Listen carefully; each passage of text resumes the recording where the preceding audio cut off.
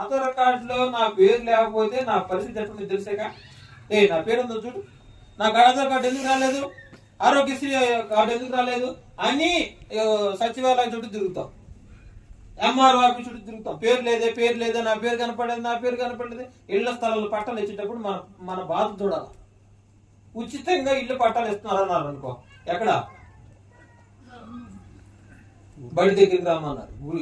బడి దగ్గరికి రామంటే అసలు ఊరు వెళ్ళిపోతారు. దేనికోసం? ఆ ఇళ్ల పట్టాలో నా పేరు ఉండాలా,